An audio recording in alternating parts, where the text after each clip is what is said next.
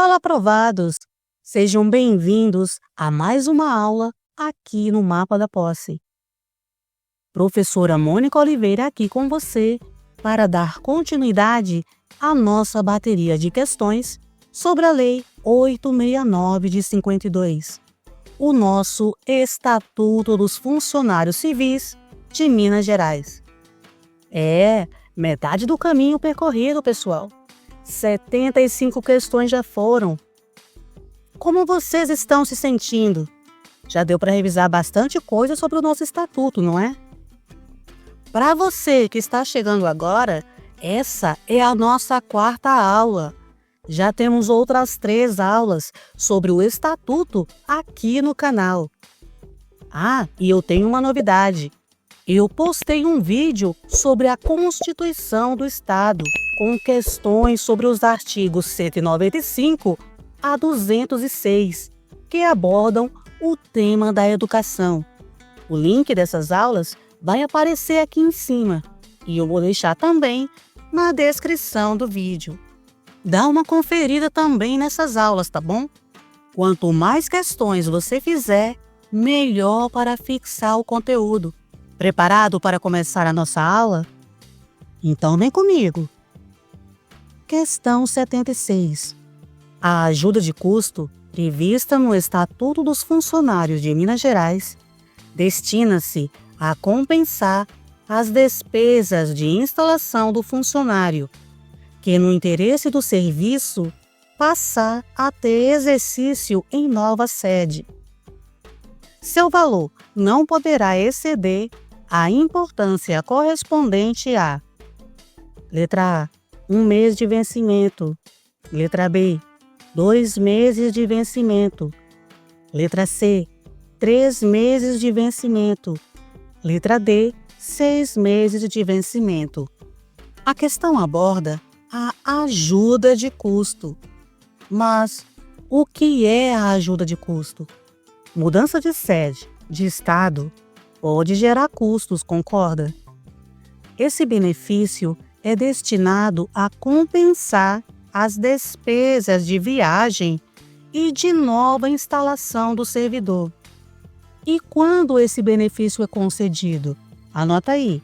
Quando o funcionário passar a ter exercício em nova sede, em virtude de transferência, remoção, designação para função gratificada, ou quando este servidor for designado para serviço ou estudo fora do Estado. Isso está no artigo 132. E qual é o limite desse benefício? A nossa resposta está no artigo 133, parágrafo 1º. Lá diz que a ajuda de custo não poderá exceder a importância correspondente a 3 meses de vencimento, salvo quando se tratar do funcionário designado para serviço ou estudo no estrangeiro. Então, para mudanças dentro do país, o limite é de 3 meses de vencimento. Fiquem atentos a esse teto. O nosso gabarito é a letra C. Questão 77. De acordo com o Estatuto dos Funcionários Civis de Minas Gerais, pelo exercício irregular de suas atribuições, o funcionário responde: letra A, apenas civil e administrativamente. Letra B, civil, penal e administrativamente. Letra C, somente penal e administrativamente. E por último, a letra D, apenas civilmente. A questão aborda um ponto fundamental sobre a responsabilidade do funcionário público. Nós vamos encontrar a nossa resposta no artigo 208. Ele diz que, pelo exercício irregular de suas atribuições, o funcionário responde civil, penal e administrativamente. Esse artigo é claro ao estabelecer as 3 esferas de responsabilização. É crucial que você compreenda que a atuação irregular de um agente público pode desencadear consequências em diferentes âmbitos jurídicos, que são independentes entre si, mas que podem se acumular. Ou seja, o servidor pode acabar sendo responsabilizado nas 3 esferas simultaneamente. Analisando as alternativas, a letra B é a que reflete fielmente o que está expresso no artigo 208. As demais alternativas apresentam restrições que não condizem com o texto legal, seja excluindo uma das esferas de responsabilidade, como nas letras A e C, ou limitando-se a apenas uma delas, como na letra D. O nosso gabarito é a letra B.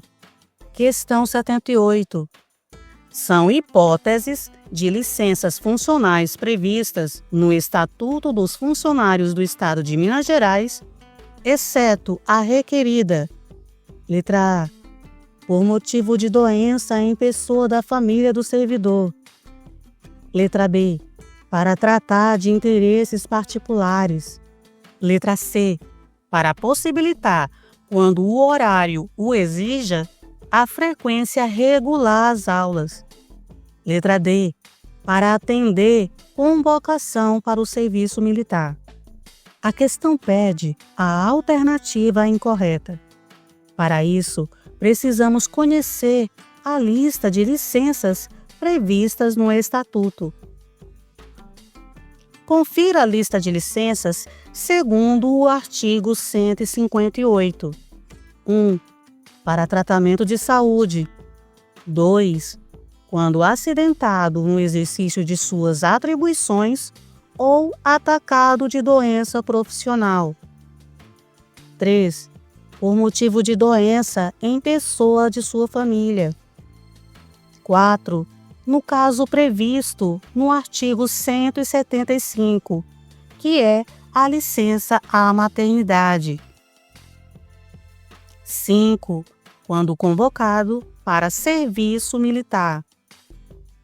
6. Para tratar de interesses particulares. 7. No caso previsto no artigo 186, que é a licença à funcionária casada com um funcionário estadual, federal ou militar. De acordo com a lista do artigo 158, o nosso gabarito é a letra C.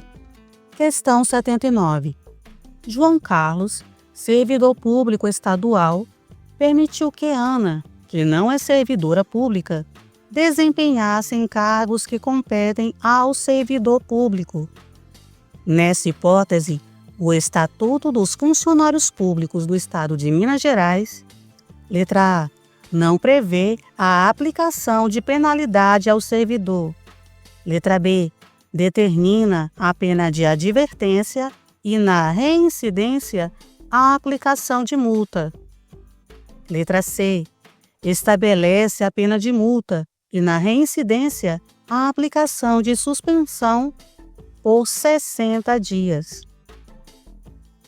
Letra D, determina a pena de suspensão por 90 dias e, na reincidência, a demissão.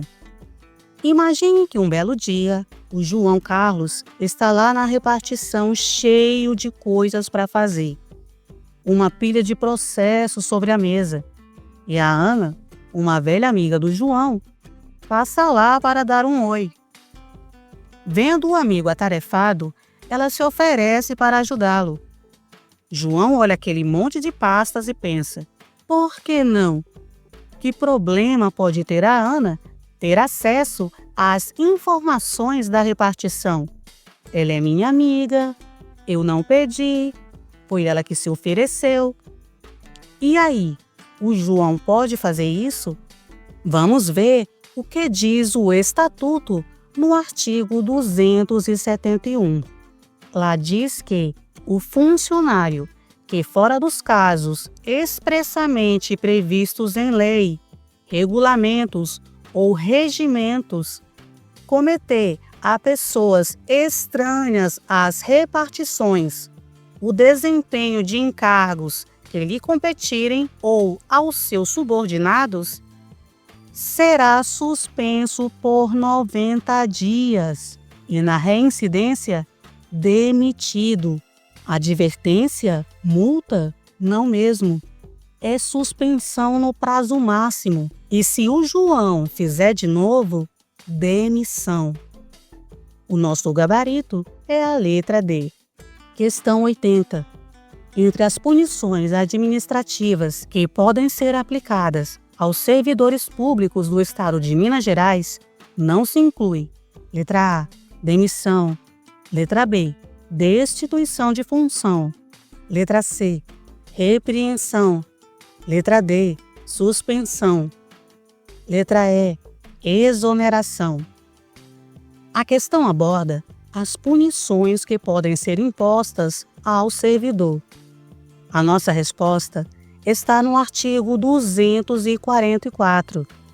Anota aí as penas disciplinares. 1. Repreensão. 2. Multa. 3. Suspensão. 4. Destituição de função. 5. Demissão. 6. Demissão a bem do serviço público. Caríssimo, memorize isso. Exoneração não é punição. O nosso gabarito, portanto, é a letra E. Questão 81. Segundo a Lei nº 869 de 52, é permitido ao funcionário faltar ao serviço, sem qualquer desconto, por até quantos dias consecutivos por motivo de casamento? Letra A, 3 dias. Letra B, 5 dias. Letra C, 7 dias. Letra D, 8 dias. Casou, tem direito a uns dias de folga. O artigo 201, que trata das concessões, que são as ausências justificadas na linha A, permite ao funcionário faltar ao serviço sem perda de vencimento, remuneração ou qualquer outro direito ou vantagem legal até 8 dias consecutivos por motivo de casamento. É a famosa licença-gala ou licença-casamento. Gabarito, letra D. Questão 82.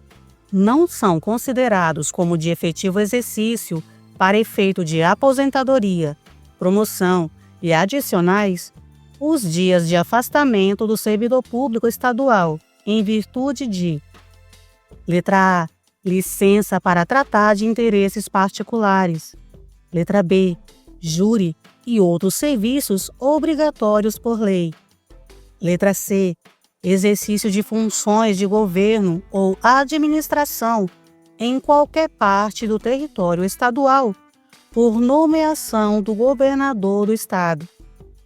E, por último, a letra D, licença à servidora gestante.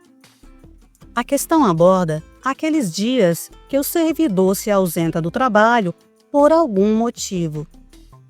Para ser mais exata, quais são os dias que não serão considerados para efeito de aposentadoria, promoção e adicionais? Para responder a essa questão, é preciso que você conheça a lista de afastamentos a que o servidor tem direito e que são considerados de efetivo exercício para os efeitos descritos na questão. A nossa lista está no artigo 88. Então, anota aí. 1. Férias e férias-prêmio. 2. Casamento até 8 dias. 3. Luto pelo falecimento do cônjuge, filho, pai, mãe e irmão, até 8 dias. 4. exercício de outro cargo estadual de provimento em comissão. 5. Convocação para serviço militar. 6. Júri e outros serviços obrigatórios por lei. 7. Exercício de funções de governo ou administração em qualquer parte do território estadual, por nomeação do governador do estado. 8. Exercício de funções de governo ou administração em qualquer parte do território nacional, por nomeação do presidente da República. 9. Desempenho de mandato eletivo, federal, estadual ou municipal. 10. Licença ao funcionário acidentado, em serviço ou atacado de doença profissional. 11. Licença à funcionária gestante. 12 e último, missão ou estudo de interesse da administração noutros pontos do território nacional ou no estrangeiro, quando o afastamento houver sido expressamente autorizado pelo governador do estado. Com base na lista do artigo 88, o nosso gabarito é a letra A. Questão 83. É vedado ao funcionário público do estado de Minas Gerais, letra A, sindicalizar-se. Letra B, criticar os atos da administração pública. Letra C, ser acionista de sociedade comercial. Letra D, trabalhar como servidor efetivo sob as ordens de parente até o 2º grau. A questão aborda as vedações impostas ao servidor. A letra A diz que é vedado ao funcionário sindicalizar-se. Não há essa vedação no estatuto. Essa alternativa está errada. A letra B diz que é vedado ao funcionário criticar os atos da administração pública. Não há essa vedação no estatuto. Quem disse que não pode? Segundo o artigo 217, inciso 1, ao funcionário é proibido referir-se de modo depreciativo em informação, parecer ou despacho às autoridades e atos da administração pública. Mas olha só o que diz a parte final desse artigo. Podendo, porém, em trabalho assinado, criticá-los do ponto de vista doutrinário ou da organização do serviço. A alternativa B está errada. A letra C diz que é vedado ao funcionário ser acionista de sociedade comercial. O artigo 217, no seu inciso 7, diz que, ao funcionário, é proibido exercer comércio ou participar de sociedade comercial. E qual é a exceção? Como acionista, cotista ou comandatário. A alternativa C trouxe exatamente uma das exceções previstas no Estatuto e, por isso, está errada. A letra D diz que é vedado ao funcionário trabalhar como servidor efetivo sob as ordens de parente até o 2º grau. Olha só o que diz o artigo 276 sobre isso. A regra geral é que é vedado ao funcionário trabalhar sobre ordens de parentes até 2º grau. Há uma exceção? Sim, quando for função de imediata confiança e de livre escolha. Há algum limite? Sim, no máximo 2 auxiliares nessa condição. O nosso gabarito é a letra D. Questão 84. No curso de processo administrativo disciplinar instaurado para a apuração de falta funcional de servidor público do Estado de Minas Gerais, a suspensão preventiva do servidor, letra A, poderá ser decretada por 30 dias, sem prejuízo da contagem do tempo de serviço, enquanto durar a suspensão. Letra B, poderá ser decretada por 30 dias, contando-se o tempo de serviço correspondente apenas se o servidor for absolvido ou punido com advertência, multa ou repreensão. Letra C, poderá ser decretada por tempo indeterminado, sem prejuízo da contagem do tempo de serviço, enquanto durar a suspensão. Letra D, poderá ser decretada por tempo indeterminado, contando-se o tempo de serviço correspondente apenas se o servidor for absolvido ou punido com advertência, multa ou repreensão.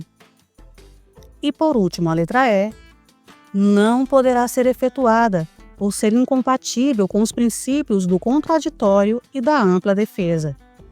Essa questão aborda a suspensão preventiva do servidor e nos pede duas informações. Primeira, por quanto tempo pode ser decretada? E a segunda, qual a consequência disso na contagem de tempo de serviço? Eu fiz um esqueminha completinho sobre isso para você. A nossa primeira resposta está no artigo 214. A autoridade que pode ordenar a suspensão: secretário de Estado, diretores de departamentos subordinados diretamente ao governador. Condição para suspensão: quando o afastamento for necessário para averiguar faltas cometidas. Prazo da suspensão: inicial até 30 dias. Prorrogável até 90 dias. Efeitos da suspensão: cessam automaticamente após 90 dias, mesmo que o processo ainda não esteja concluído. Já temos a nossa primeira resposta e já podemos eliminar as letras C, D e E.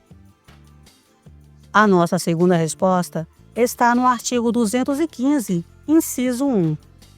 Lá diz que o funcionário terá direito à contagem de tempo de serviço relativo ao período da prisão ou da suspensão, quando do processo não resultar a punição, ou esta se limitar às penas de advertência, multa ou repreensão. O nosso gabarito é a letra B. Questão 85.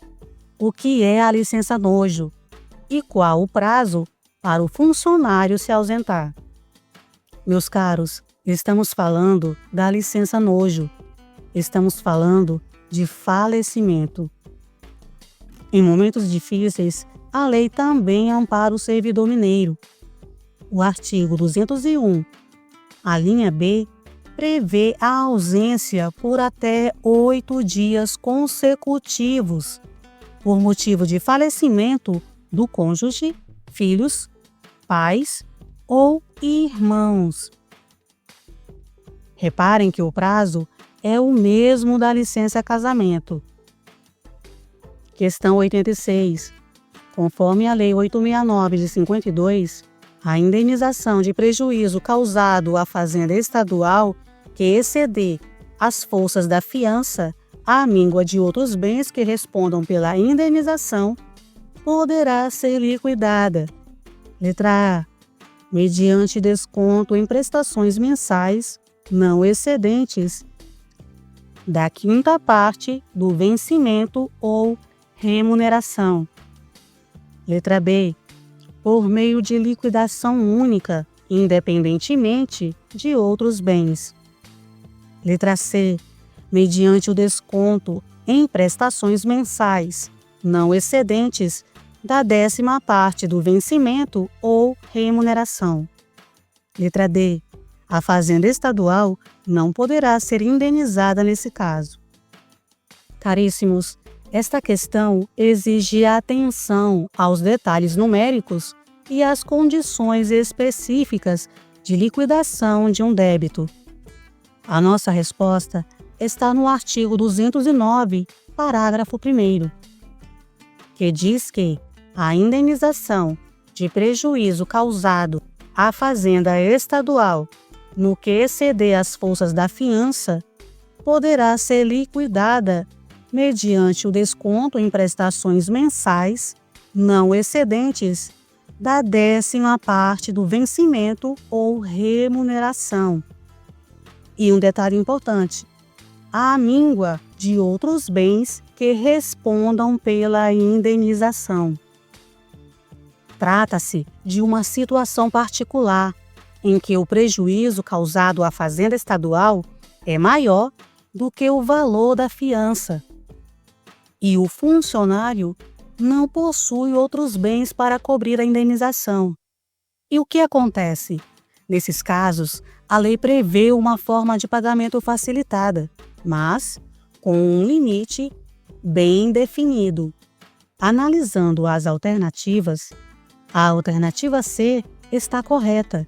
Ela reproduz exatamente o que está no texto legal, indicando que o desconto mensal não pode ultrapassar a 10ª parte do vencimento ou remuneração do servidor. As letras A e B apresentam informações incorretas sobre a fração do desconto ou a forma de liquidação. Já a alternativa D viajou na maionese, pois a lei justamente estabelece um mecanismo para a indenização. O nosso gabarito é a letra C. Questão 87. Qual das seguintes licenças não é previsto no rol do artigo 158 da Lei 869 de 52? Letra A. Para tratamento de saúde. Letra B. Por motivo de doença em pessoa da família. Letra C. Para capacitação profissional. Letra D. Para o serviço militar obrigatório. As bancas adoram um exceto ou não é previsto. O artigo 158 da Lei 869 de 52 lista as licenças que podem ser concedidas ao funcionário. 1. Para tratamento de saúde. 2. Quando acidentado no exercício de suas atribuições ou atacado de doença profissional. 3. Por motivo de doença em pessoa de sua família. 4. No caso previsto no artigo 175, que é a licença à funcionária gestante. 5. Quando convocado para serviço militar.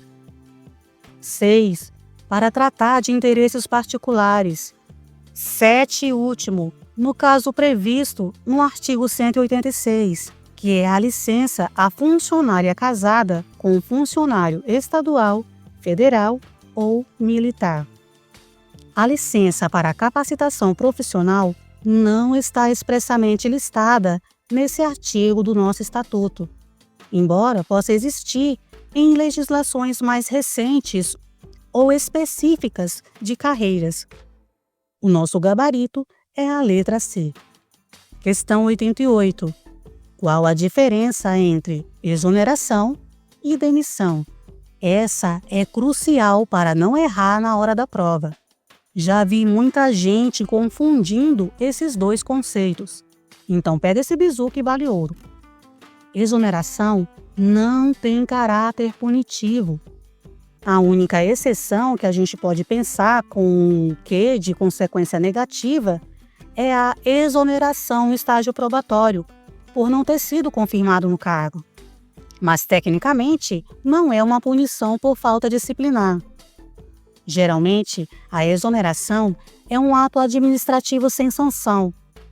Já a demissão, sempre, eu disse sempre tem caráter punitivo. Demissão é uma penalidade, é a consequência de uma falta grave, apurada em processo disciplinar.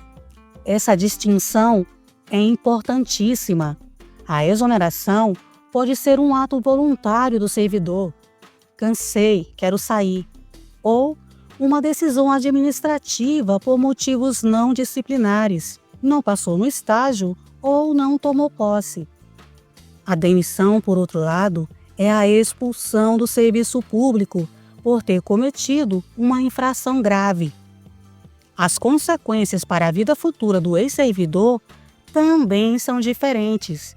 Quem é demitido pode ficar impedido de retornar ao serviço público por um determinado tempo, dependendo do motivo da demissão. Quem é exonerado a pedido, não. Pode retornar quando quiser. Você entendeu direitinho esses conceitos? Muito bom, vamos prosseguir. Questão 89. As diárias são concedidas ao funcionário que se deslocar da sede em objeto de serviço. Elas se destinam a indenizar quais despesas? Letra A, apenas transporte e alimentação. Letra B, apenas alimentação e pousada. Letra C, despesas de transporte, alimentação e pousada. Letra D, todas as despesas extraordinárias da viagem. As diárias têm uma finalidade específica. O artigo 140 do nosso Estatuto define: o pagamento de diária, que pode ser feito antecipadamente, destina-se a indenizar o funcionário por despesas com alimentação e pousada, devendo ocorrer por dia de afastamento e pelo valor fixado no regulamento. A diária é focada em alimentação e hospedagem. O nosso gabarito é a letra B. Questão 90. Segundo a Lei 869 de 52, em caso de dano causado a terceiro, a Fazenda Estadual proporá a ação regressiva contra o funcionário. Letra A. Imediatamente após o dano ser causado ao terceiro. Letra B. Depois de transitar em julgado a decisão de última instância que houver condenado a Fazenda a indenizar o terceiro prejudicado. Letra C. Antes da decisão judicial para agilizar o processo. Letra D. A Fazenda Estadual não responde por danos causados a terceiros. A responsabilidade da Fazenda Pública por atos de seus agentes e o direito de regresso são temas recorrentes em concursos. Essa questão explora o momento processual exato em que a Fazenda Estadual pode exercer seu direito de regresso contra o funcionário que causou o dano a terceiro.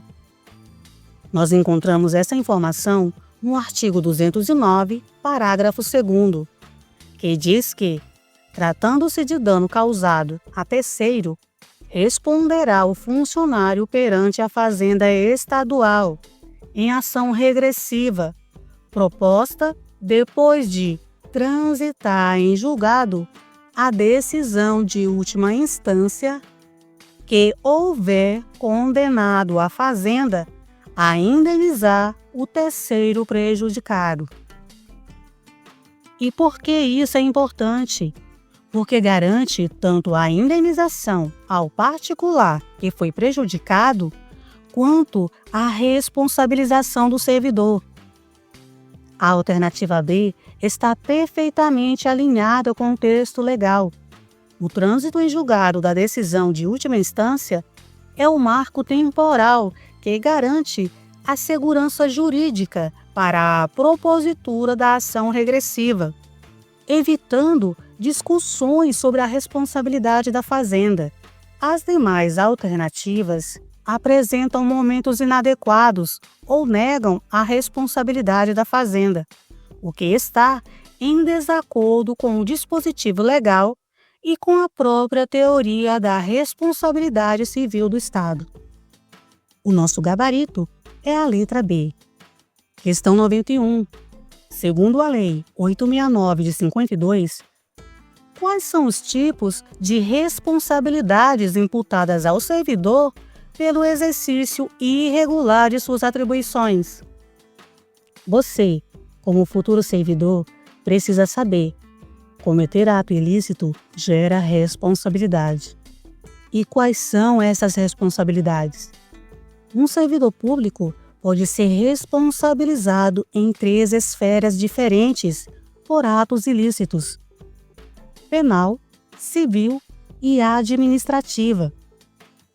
Isso significa que, dependendo da natureza do ato, o servidor pode enfrentar processos e sanções em diferentes âmbitos. O artigo 209 diz que a responsabilidade civil decorre de processo doloso ou culposo que importe em prejuízo da fazenda estadual ou de terceiro. Envolve a responsabilidade do servidor em reparar danos causados a terceiros, seja por ação ou omissão, dolosa ou culposa, que resultem em prejuízo. O artigo 210 diz que a responsabilidade penal abrange os crimes e contravenções imputadas ao funcionário nessa qualidade. Refere-se à responsabilização do servidor por crimes, ou seja, ações que violam a lei penal e podem resultar em sanções como prisão, multas e outras penalidades. O artigo 211 diz que a responsabilidade administrativa resulta de atos ou omissões praticadas no desempenho do cargo ou função. Diz respeito à responsabilidade do servidor perante a administração pública, podendo resultar em sanções como advertência, suspensão, demissão. E há mais uma coisa que você precisa saber. O artigo 212 diz que as cominações civis, penais e disciplinares poderão acumular-se, sendo umas e outras independentes entre si. Bem assim, as instâncias civil, penal e administrativa. Em outras palavras, as esferas de responsabilidade são independentes entre si, ou seja, a responsabilização em uma esfera não impede ou determina a responsabilização em outra. Um servidor pode ser absolvido em um processo criminal, mas ainda assim ser responsabilizado administrativamente. Por exemplo, por não ter cumprido seus deveres funcionais. Da mesma forma, um servidor pode ser condenado em um processo civil por danos causados a terceiros, mas não ser punido criminalmente por falta de provas de um crime. Você entendeu essa parte? Vamos em frente. Questão 92. Segundo dispõe o Estatuto dos Funcionários Públicos Civis do Estado de Minas Gerais, o processo administrativo deverá ser iniciado dentro do prazo. Letra A. De 10 dias, contados da data da designação dos membros da comissão e concluído no de 60 dias, prorrogável por igual período, a contar da data de seu início. Letra B. De 5 dias, prorrogável por igual período, contados da data da publicação da designação da comissão e concluído no de 90 dias, a contar da data de seu início. Letra C. Improrrogável de 5 dias, contados da data da publicação da designação da comissão e concluído no de 45 dias, a contar de seu início. Letra D.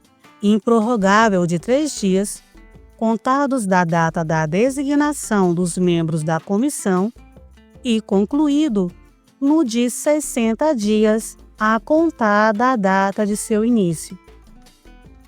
Essa questão aborda os prazos para início e conclusão do processo administrativo. Então fique atento a esses detalhes. A nossa resposta está no artigo 223.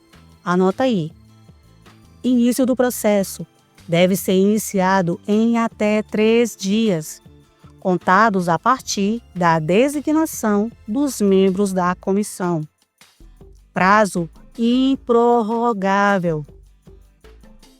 Conclusão do processo deve ser concluído em até 60 dias, contados a partir da data de início do processo. Pode haver prorrogação dos trabalhos da comissão? Sim, está lá no parágrafo único. Prorrogação por motivo de força maior poderá ser prorrogada pela autoridade competente. E qual o prazo máximo? 30 dias. O nosso gabarito é a letra D. Questão 93. Qual a abrangência da responsabilidade penal de acordo com o artigo 210 do Estatuto dos Funcionários de Minas Gerais? Letra A. Apenas infrações administrativas. Letra B. Crimes e contravenções imputadas ao funcionário nessa qualidade. Letra C. Somente danos ao erário público. Letra D. Qualquer ato ilícito, mesmo que não relacionado ao cargo. A questão aborda a responsabilidade penal, que é uma das esferas de responsabilização do funcionário público. E o artigo 210 delimita isso de forma precisa. A responsabilidade penal abrange os crimes e contravenções imputadas ao funcionário nessa qualidade.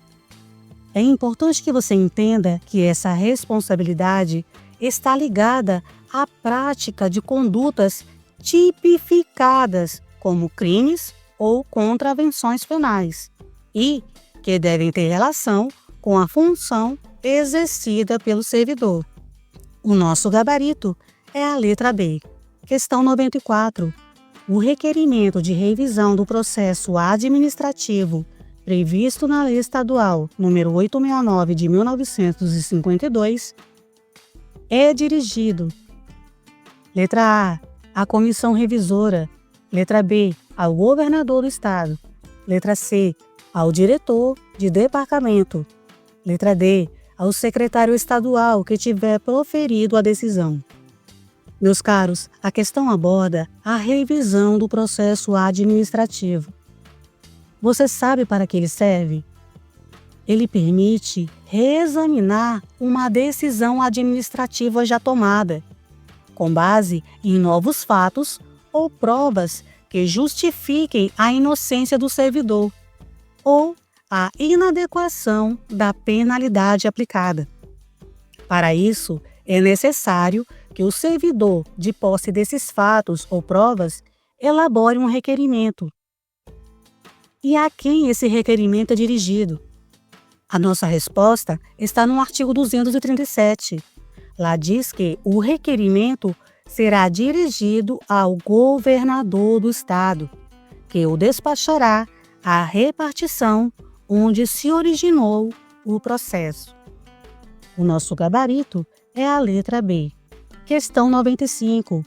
Em consonância com o Estatuto dos Funcionários Civis de Minas Gerais, a exoneração pode ocorrer a pedido do funcionário?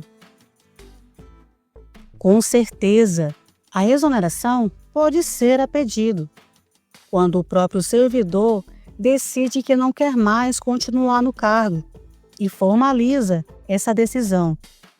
Mas ela também pode ser de ofício, ou seja, por iniciativa da própria administração, em algumas situações específicas que a lei prevê. O artigo 106 confirma essa informação. Lá diz que dá-se-á exoneração a pedido do funcionário. A exoneração a pedido é um direito do servidor. Ele não precisa justificar o motivo, basta querer sair.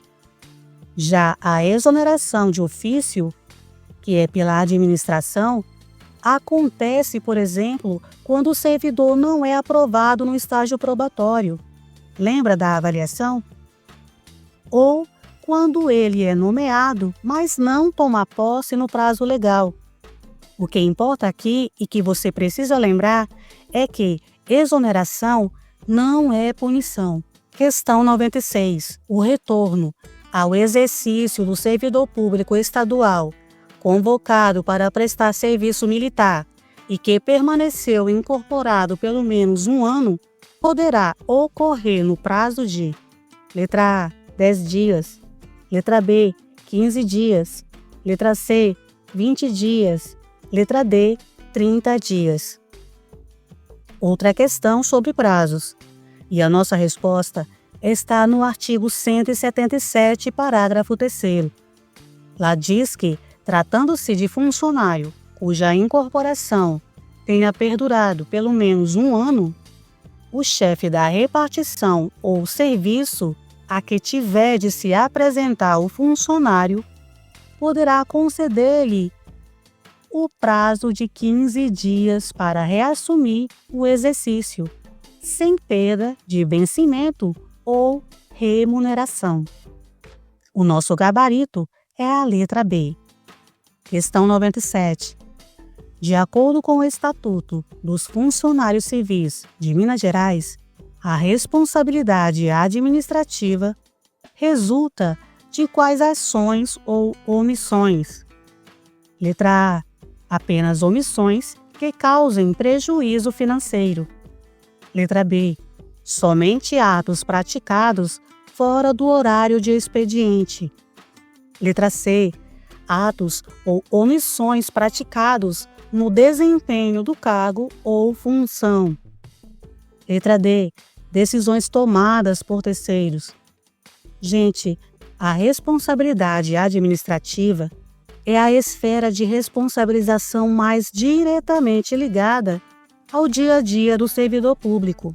O artigo 211 diz que a responsabilidade administrativa resulta de atos ou omissões praticados no desempenho do cargo ou função.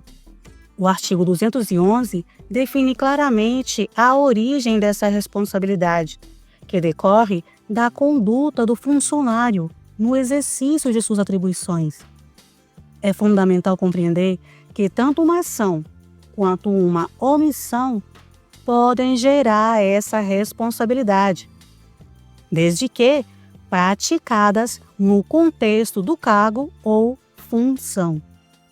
A alternativa C é a que melhor se encaixa na definição do artigo 211, pois abrange tanto os atos quanto as omissões e, crucialmente, vincula esses atos ao desempenho do cargo ou função.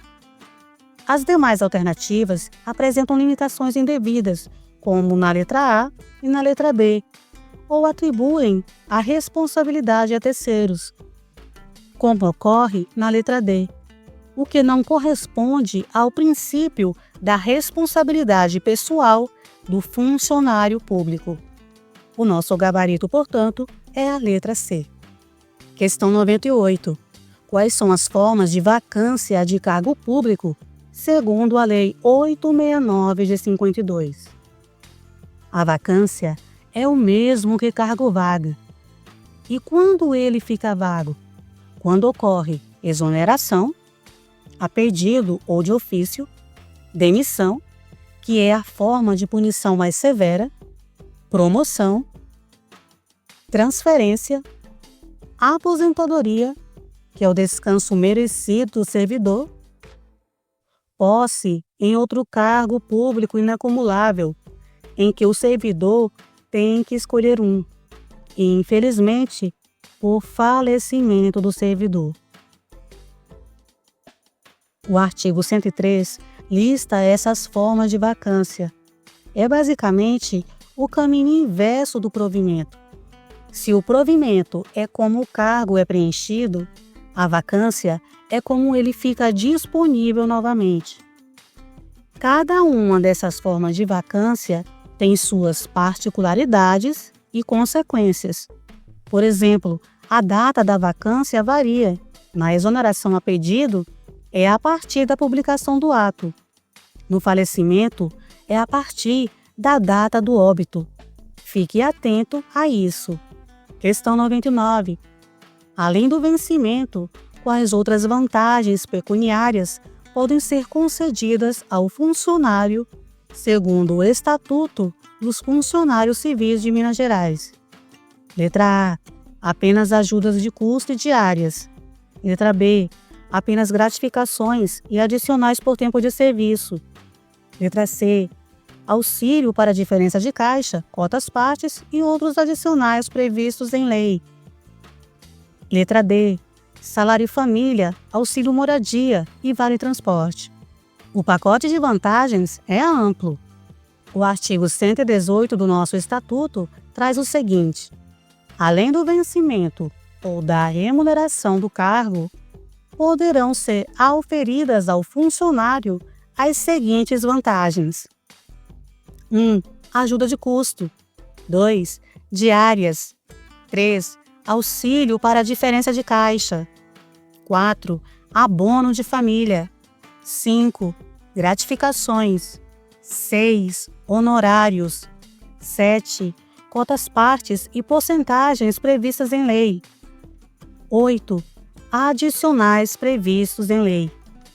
De acordo com a lista, o nosso gabarito é a letra C. Questão 100. Segundo a Lei nº 869 de 52, constitui dever do funcionário público, letra A, criticar publicamente atos de seus superiores. Letra B, obedecer às ordens superiores, exceto quando manifestamente ilegais. Letra C, exercer comércio na repartição. Letra D, receber presentes de fornecedores.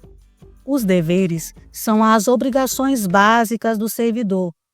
A nossa resposta está no inciso 7 do artigo 216. Obediência às ordens superiores, exceto quando manifestamente ilegais, faz parte dos deveres listados nesse artigo. As outras opções são claramente proibições ou condutas inadequadas. Criticar publicamente superiores pode configurar insubordinação. Exercer comércio na repartição e receber presentes são proibições expressas no artigo 217. Nosso gabarito é a letra B. Questão 101. O artigo 212 da Lei 869 de 52 estabelece que as cominações civis, penais e disciplinares poderão cumular-se. O que isso implica em relação às instâncias civil, penal e administrativa? Letra A, que uma instância anula outra. Letra B, que o processo em uma instância impede o julgamento nas demais. Letra C, que as cominações são sempre as mesmas em todas as esferas. Letra D, que as cominações podem cumular-se e as instâncias civil, penal e administrativa são independentes entre si. Essa questão é super importante para entender a dinâmica das responsabilidades do funcionário público, que nós vamos encontrar no artigo 212 do nosso Estatuto. Ele diz que as cominações civis, penais e disciplinares poderão acumular-se, sendo umas e outras independentes entre si. Bem assim, as instâncias civil, penal e administrativa. Se você observar, ele aborda dois conceitos-chave: a cumulatividade das cominações, ou seja, as punições podem se somar, e a independência das instâncias. O que isso significa? Significa que um funcionário pode ser processado e punido em todas as esferas, civil, penal e administrativa, pelos mesmos fatos. E um detalhe importante: sem que uma decisão em uma esfera impeça ou anule a decisão em outra. A independência das instâncias é um princípio que permite que cada esfera de responsabilização siga seu próprio curso, com suas próprias regras e consequências. O nosso gabarito é a letra D. Questão 102. Os prazos que a Lei 869 de 52 estabelece são contados em dias corridos ou dias úteis? Essa é uma dúvida prática que sempre surge. A regra geral para você não esquecer: salvo disposição expressa em contrário, como nas férias, que são 25 dias úteis, os prazos previstos na Lei 869 de 52 são contados em dias corridos. Essa informação está no artigo 280. E como faz a contagem? Exclui-se o dia do início e inclui-se o dia do vencimento.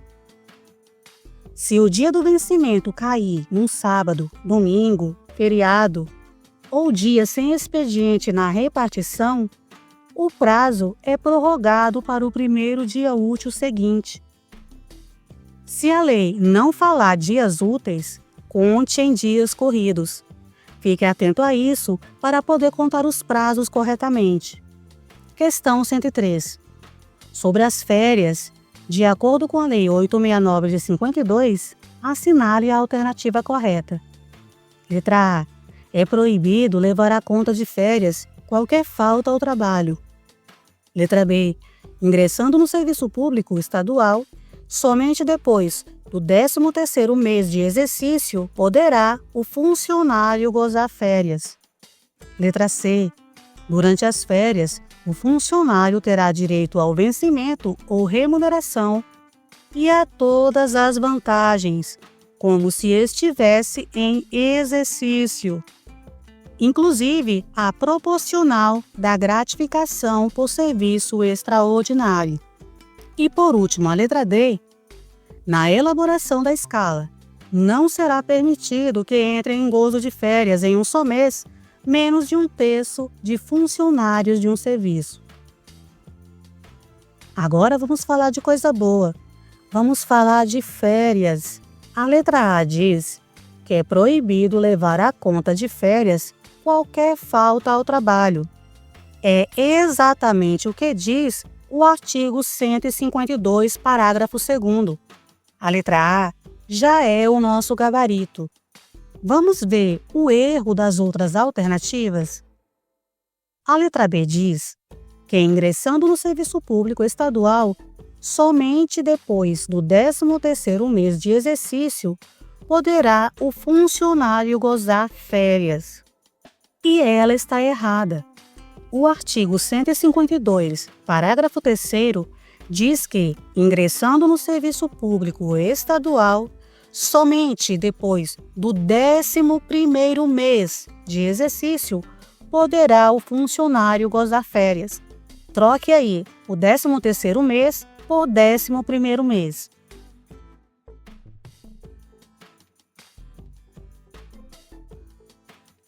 A letra C diz que durante as férias o funcionário terá direito ao vencimento ou remuneração e a todas as vantagens como se estivesse em exercício, inclusive a proporcional da gratificação por serviço extraordinário. A letra C está errada.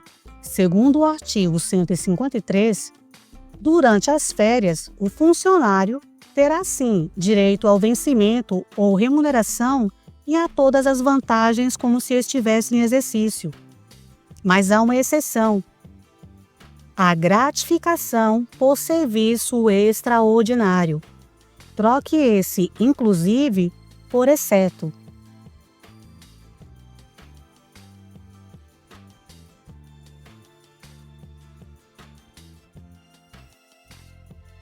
A letra D diz que, na elaboração da escala, não será permitido que entre em gozo de férias em um só mês menos de 1/3 de funcionários de um serviço. E ela também está errada.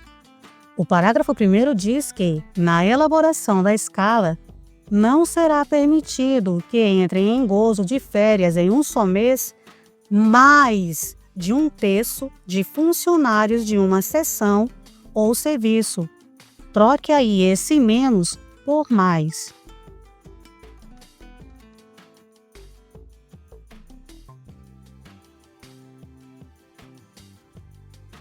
O nosso gabarito é a letra A. Questão 104.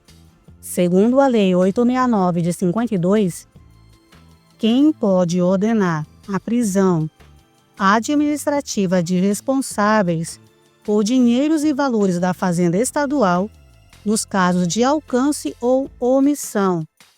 Letra A. Apenas o governador do estado. Letra B. Secretários de Estado e diretores de departamentos diretamente subordinados ao governador do estado. Letra C. Qualquer autoridade policial. Letra D. O Tribunal de Contas do Estado. A questão aborda a prisão administrativa. E o que é essa prisão? Você sabe?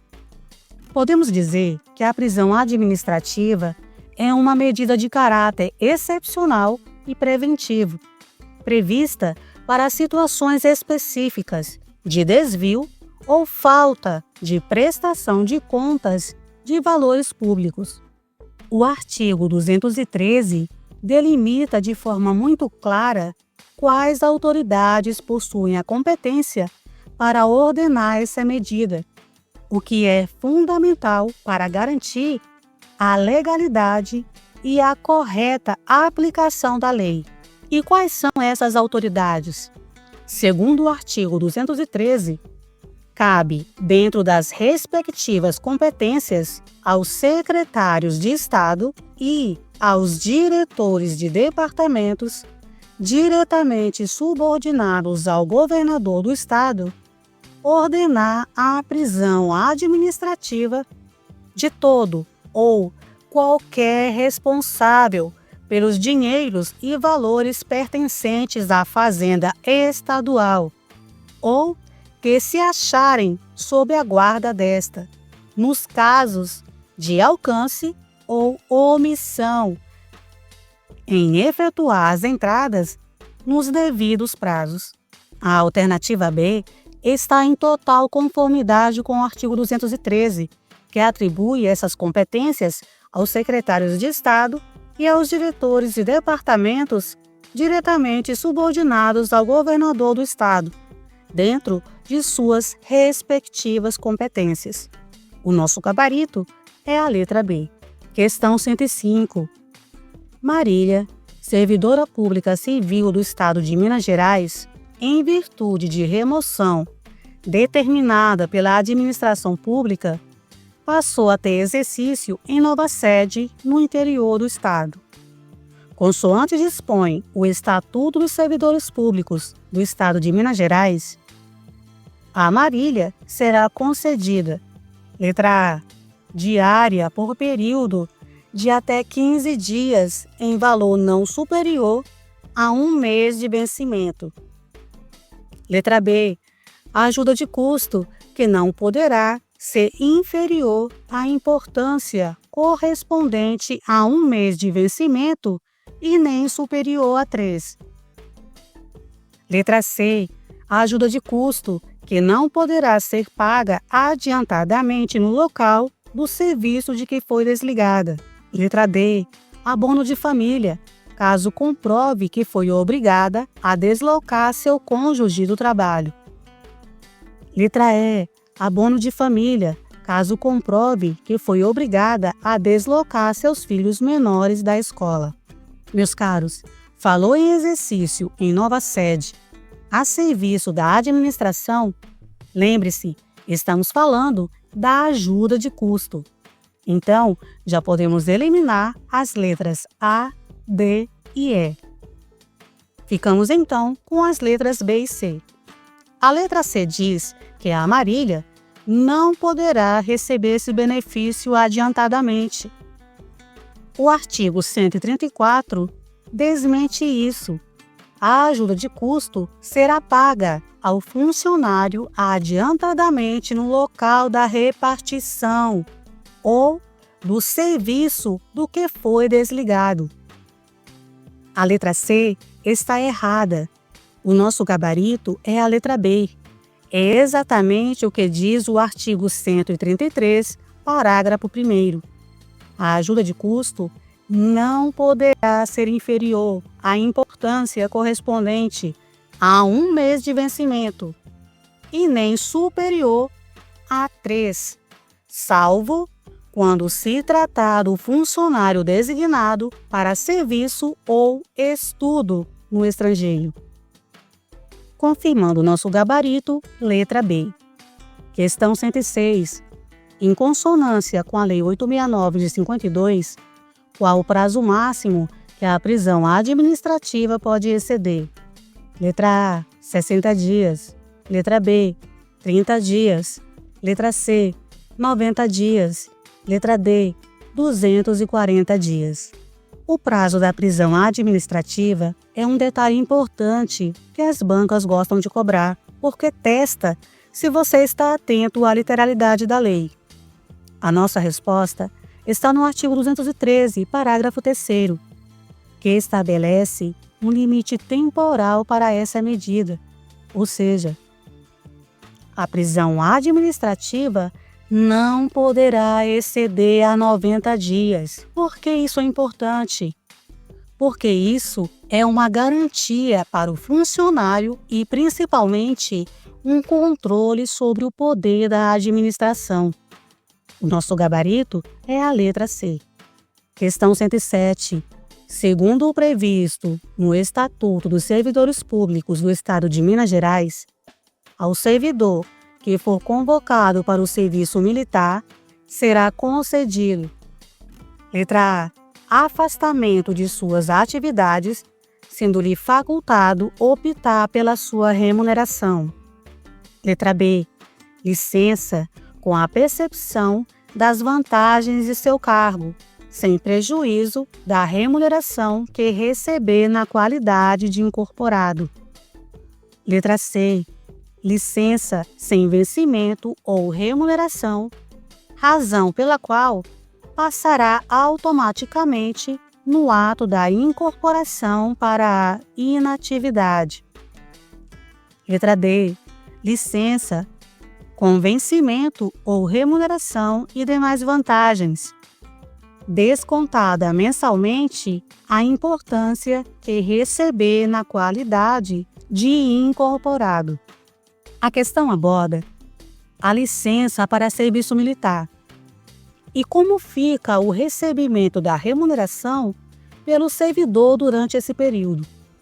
O artigo 177 da Lei 869 de 52 estabelece que, quando um funcionário é convocado para o serviço militar e outros encargos relacionados à segurança nacional, ele terá direito a uma licença remunerada. Ou seja, durante esse período, o funcionário continuará recebendo seus vencimentos ou remuneração e demais vantagens a que tem direito. Mas será descontada mensalmente a importância recebida como incorporado no serviço militar.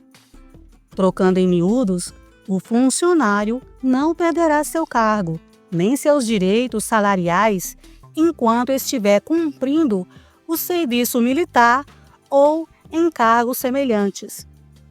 No entanto, o valor recebido pelo serviço militar será descontado do salário que ele normalmente receberia como funcionário público.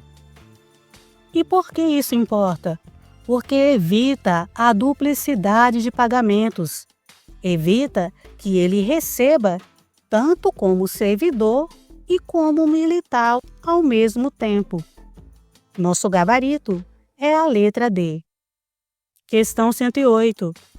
O retorno ao exercício do servidor público estadual, convocado para prestar serviço militar e que permaneceu incorporado pelo menos um ano, poderá ocorrer no prazo de: letra A, 10 dias. Letra B, 15 dias. Letra C, 20 dias. Letra D, 30 dias. A questão aborda a licença para serviço militar e o prazo que o servidor tem quando retorna para entrar em exercício. Segundo o artigo 177, parágrafo 3º, tratando-se de funcionário cuja incorporação tenha perdurado pelo menos 1 ano, o chefe da repartição ou serviço a que tiver de se apresentar o funcionário poderá conceder-lhe o prazo de 15 dias para reassumir o exercício, sem perda de vencimento ou remuneração. O nosso gabarito é a letra B. Questão 109. Segundo a Lei 869 de 52, qual o prazo inicial e a prorrogação máxima da suspensão preventiva ordenada para a averiguação de faltas cometidas por funcionário? Letra A, até 60 dias, podendo ser prorrogada por mais 60 dias. Letra B, até 30 dias, podendo ser prorrogada até 90 dias. Letra C, até 90 dias, sem possibilidade de prorrogação. Letra D, indefinidamente, enquanto o processo administrativo não for concluído. A questão aborda a suspensão preventiva, que é outra medida cautelar que a administração pode aplicar ao funcionário, com o objetivo de afastá-lo temporariamente para a devida apuração de faltas. E claro, assim como a prisão administrativa, a suspensão preventiva possui prazos bem definidos, que são cruciais para a legalidade do ato. É o artigo 214 que determina quem são as autoridades competentes que podem ordenar a suspensão, que detalha esses prazos e a condição de cessação dos efeitos. Lá diz que poderá ser ordenada pelo secretário de Estado e diretores de departamentos diretamente subordinados ao governador do Estado, dentro da respectiva competência, a suspensão preventiva do funcionário. Anote isso, até 30 dias, desde que seu afastamento seja necessário para a averiguação de faltas cometidas, podendo ser prorrogada até 90 dias, findos os quais cessarão os efeitos da suspensão, ainda que o processo administrativo não esteja concluído. A alternativa B é a que está de acordo com o artigo 214. O prazo inicial da suspensão é de até 30 dias, com a possibilidade de prorrogação até o limite máximo de 90 dias. E tem mais. Mesmo que o processo administrativo não tenha sido concluído, os efeitos da suspensão cessam após os 90 dias, o que impede que o funcionário fique afastado indefinidamente. Gabarito, letra B. Questão 110. A Lei Estadual nº 869, de 5 de julho de 1952, também é conhecida como Estatuto dos Funcionários Públicos Civis do Estado de Minas Gerais. Indique a alternativa que traz dispositivo previsto expressamente nessa norma. Letra A. É permitido que o servidor público retire objetos da repartição, desde que relacionados estritamente com sua atuação. Letra B. Reeleição é o ato pelo qual o servidor exonerado retorna ao serviço público em razão de revisão no processo administrativo que determinou a sua exoneração. Letra C. O servidor público pode administrar a sociedade comercial ou exercer o comércio, desde que tal atividade seja compatível com a sua jornada de trabalho. Letra D. O funcionário gozará obrigatoriamente por ano 25 dias úteis de férias, observada a escala que for organizada de acordo com a conveniência do serviço, não sendo permitida a acumulação de férias. A letra A está errada. Ao funcionário é proibido retirar, sem prévia autorização da autoridade competente, qualquer documento ou objeto da repartição.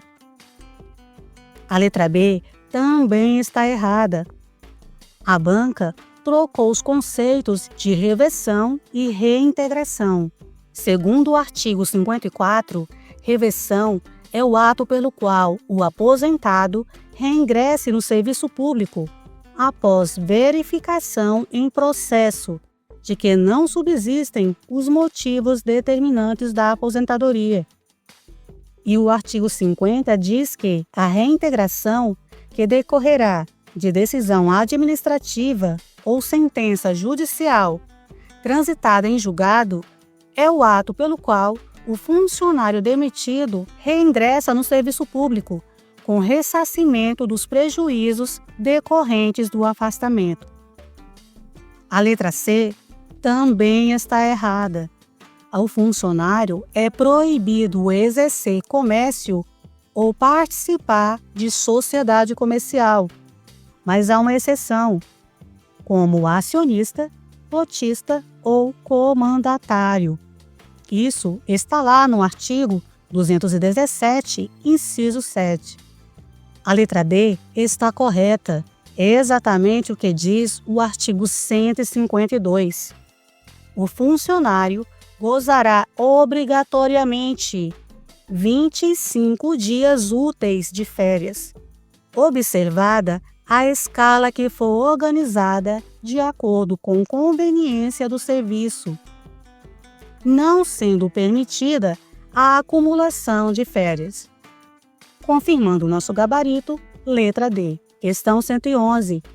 Destina-se a indenizar o funcionário das despesas de viagem e de nova instalação.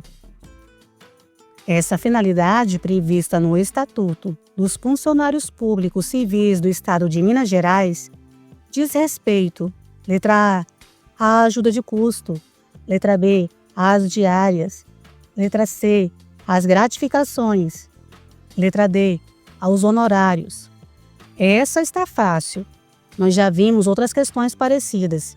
A nossa resposta está no artigo 132, parágrafo 1º. A ajuda de custo destina-se a indenizar o funcionário das despesas de viagem e de nova instalação. O nosso gabarito é a letra A. Questão 112. De acordo com o artigo 215 do Estatuto dos Funcionários Civis de Minas Gerais, em quais situações o funcionário tem direito à contagem de tempo de serviço após o período de prisão ou suspensão? Letra A. Apenas quando a punição for de demissão. Letra B. Em todos os casos, independentemente do resultado do processo. Letra C. Quando do processo não resultar punição ou esta se limitar às penas de advertência, multa ou repreensão. E por último, a letra D, somente se a prisão ou suspensão for considerada ilegal. A questão cita explicitamente o artigo 215, que garante direitos ao funcionário que foi submetido à prisão ou suspensão preventiva, caso o desfecho do processo administrativo seja favorável a ele ou resulte em punições mais brandas. Ele diz claramente que o funcionário terá direito à contagem de tempo de serviço relativa ao período da prisão ou da suspensão quando do processo não resultar punição, ou esta se limitar às penas de advertências, multa ou repreensão. Meus caros, isso é um mecanismo de proteção. Assegura que o período de afastamento não prejudique o servidor indevidamente em sua carreira e remuneração. O nosso gabarito é a letra C. Questão 113. Acerca das licenças previstas no Estatuto dos Servidores Públicos Civis do Estado de Minas Gerais, assinale a opção correta. Letra A. O servidor poderá ser licenciado por motivo de doença em pessoa de sua família. Letra B. Aos servidores interinos e aos em comissão será concedida licença para tratar de interesses particulares por prazo não superior a 5 anos. Letra C. A competência para a concessão de licença para tratamento de saúde dos servidores da administração estadual será definida por ato próprio do secretário de Estado de Saúde. Letra D. A licença dependente de inspeção médica será concedida pelo prazo fixo, não superior a 180 dias. Porém, antes de fim esse prazo, o servidor será submetido à nova inspeção, podendo o laudo médico concluir pela prorrogação da licença em igual período. Vamos começar pela letra D. Essa questão está errada. O artigo 161 não fala em determinação de prazo fixo, e sim que a licença dependente de inspeção médica será concedida pelo prazo indicado no respectivo laudo. Simples assim. A letra B também está errada. O artigo 160 diz que a competência para a concessão de licença para tratamento de saúde será definida em regulamento próprio. Troque aí por ato próprio do secretário de Estado de Saúde por regulamento próprio.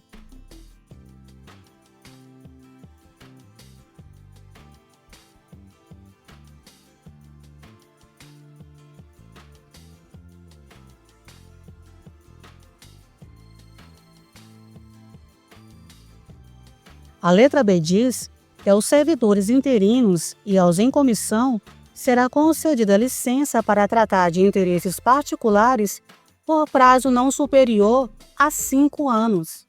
Pelo contrário, o artigo 159 é bem claro. Aos funcionários interinos e aos em comissão não será concedida licença para tratar de interesses particulares. Preste atenção nesse detalhe. Esses dois tipos de funcionários, interinos e em comissão, não têm direito a esse tipo de licença. A letra A diz que o servidor poderá ser licenciado por motivo de doença em pessoa de sua família. E essa afirmação está correta. É exatamente o que diz o artigo 158. O nosso gabarito é a letra A. Chegamos ao fim da 4ª etapa da nossa bateria de questões comentadas. E aí, tudo certo até aqui? Respira fundo, porque não acabou não. Ainda tem muitas questões pela frente. Fique atento que em breve postarei a 5ª parte da nossa maratona de questões.